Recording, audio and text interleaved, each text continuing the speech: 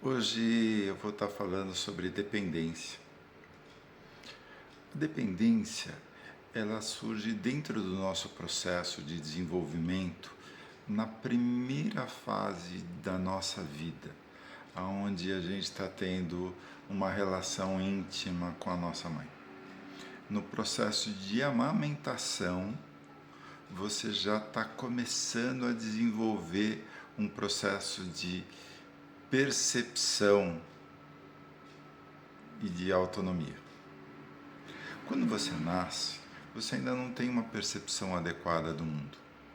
Então, o que é você e o que é sua mãe, o que é a sua fome, o que são as necessidades básicas, você ainda não tem uma percepção.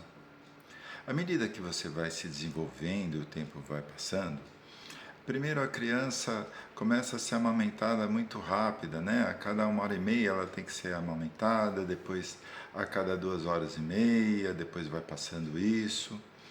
Essa percepção a criança vai tendo no processo de desenvolvimento dela.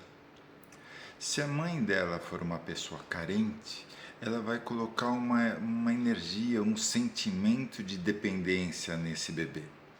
Vou dar um exemplo.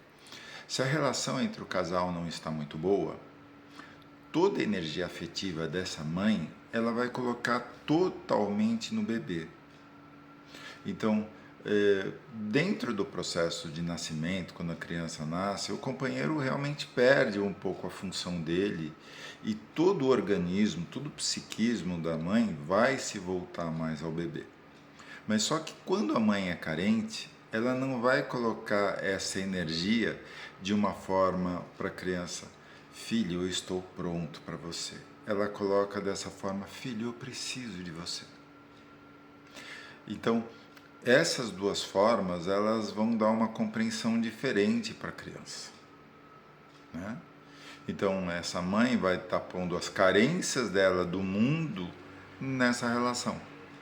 E esse buraco que a mãe está colocando, essa carência muito grande, essa mãe está ensinando essa criança a ser carente, né? Então, dentro desse processo que a gente vai se desenvolvendo dentro da fase oral, que é a fase que a gente chama que é a fase de amamentação, a gente vai se percebendo no mundo. A gente vai se percebendo e vendo a mãe da gente, vendo o mundo que está nos rodeando, e a gente vai tendo essa percepção.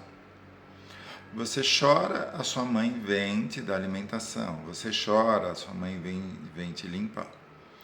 Então, o que acontece dentro disso, né? Quando é uma mãe que tem bastante atenção para o bebê está sendo amamentado, ou então a mãe não pode amamentar, ela está dando uma mamadeira para o bebê. Quando esta mãe ela está bem, ela percebe o bebê. Ela dá alimentação para o bebê até ele se alimentar bem. Se é uma mãe que não percebe o bebê, ela vai dar mais alimentação do que essa criança precisa. O que acontece quando a gente está bem alimentado e alguém oferece mais comida ou força a gente a comer mais comida? A gente sente até um pouco de ânsia, não é? O vômito é o primeiro não que a criança se manifesta no mundo, é com vômito. A criança está cheia, já está bem alimentada, ou então está com cólica, e a mãe tenta colocar mamadeira ou tenta colocar alimentação na boca da criança. E essa criança vai ter vai ter instintivamente, ela vai contrair toda essa musculatura da boca, né? E ela vai inclusive forçar o maxilar, a parte de baixo do maxilar, contra a garganta. Se você fizer isso, você vai ver que vai vir uma percepção de vômito. Só que uma mãe que não é uma boa mãe, ela vai fazer isso com uma constância. Ela vai forçar a alimentação da criança mais do que deve. Muitas vezes, essa falta de percepção, a criança está chorando lá no berço, a mãe não está percebendo, está lavando roupa, está fazendo comida, ou está trabalhando, ou está na internet hoje em dia. Isso vai fazer com que a criança tenha uma percepção que esse mundo não é bom. Ele não resolve meus problemas quando eu estou chorando. quando estou gritando, quando eu estou fazendo as coisas para chamar a atenção que tem algum problema comigo. A criança está desenvolvendo todo o equipamento intelectivo, toda a cognição dela na relação dela com a mãe. Então, uma relação em que essa mãe seja dependente do bebê, seja dependente da mãe dela, seja dependente do amigo dela, isso vai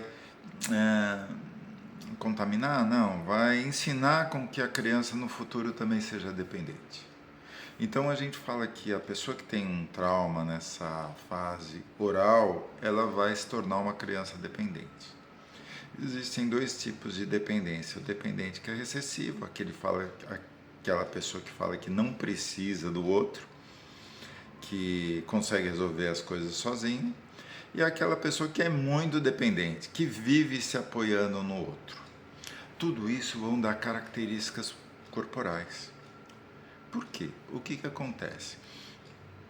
Essas características do corpo, eles são determinados pela dor, pela ausência e pela necessidade que a gente está tendo dentro de um determinado momento.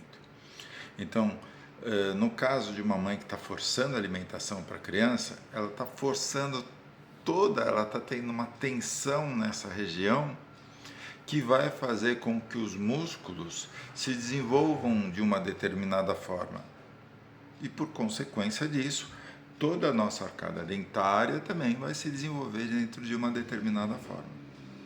Então, algumas crianças vão ter uma característica de sucção, que elas vão sugar mais.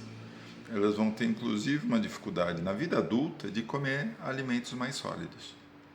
E você vai encontrar crianças que foram bem amamentadas e crianças que foram excessivamente alimentadas até os 4, 5 anos, elas foram amamentadas. Então, são crianças que vão desenvolver um pouco mais de musculatura nessa região, mas também vão ser crianças que são dependentes, vão se tornar adultos dependentes. Essas pessoas que pedem ajuda para os outros sobre tudo. Me ajuda a fazer isso. Eu não consigo fazer isso. Faz isso para mim. Então, são os dois excessos. Um que é o oral recessivo, aquele que faltou uma percepção da mãe, e o oral insatisfeito, aquele que a mãe deu demais, e essa criança não consegue se satisfazer no mundo. Então daí a gente tem duas características de dependência. Para frente, durante o nosso processo de desenvolvimento, isso pode ser reforçado ou não, dependendo da relação que a gente tem com o pai, com a mãe, com os familiares dentro desse nosso processo de desenvolvimento. Mas é muito importante a gente perceber que quando a gente está em relações familiares, a gente vai perceber isso. Às vezes, uma criança que não consegue brincar sozinha, que sempre está precisando de um outro para brincar junto. A criança chega na adolescência, ela não consegue sair de casa sozinha, ela se apoia nos amigos, ela não vai para um clube, para andar de bicicleta sozinha, ela sempre está precisando de um apoio e de um amigo. Isso na vida adulta tende a se complicar. Tudo que você não trata na infância, né, na adolescência, a gente tem a possibilidade de complicar mais ainda as situações que elas vão se instaurando e vão se sedimentando no nosso processo de desenvolvimento. E aí o terapeuta ele tem que trabalhar com isso, é como se ele tivesse que quebrar e reconstituir toda uma fase de desenvolvimento que a pessoa tem que se perceber e ela tem que mudar uma coisa que foi instaurada lá na infância dela. Aparentemente ela não teve culpa, a culpa é do pai, a culpa ou responsabilidade é do pai e da mãe, mas hoje como adulto, aqueles mecanismos infantis de dependência que eles funcionavam, hoje eles não funcionam mais. E eles vão aparecer tanto nas nossas relações profissionais, quanto nas nossas relações afetivas e sociais. Daí a importância da gente estar trabalhando isso. O terapeuta, dentro do olhar no processo da terapia, ele não vai trabalhar só um aspecto, ele vai trabalhar vários aspectos que eles estão acontecendo na vida da pessoa e ela não consegue entender por que a vida dela não está dando certo, por que ela não está sendo feliz.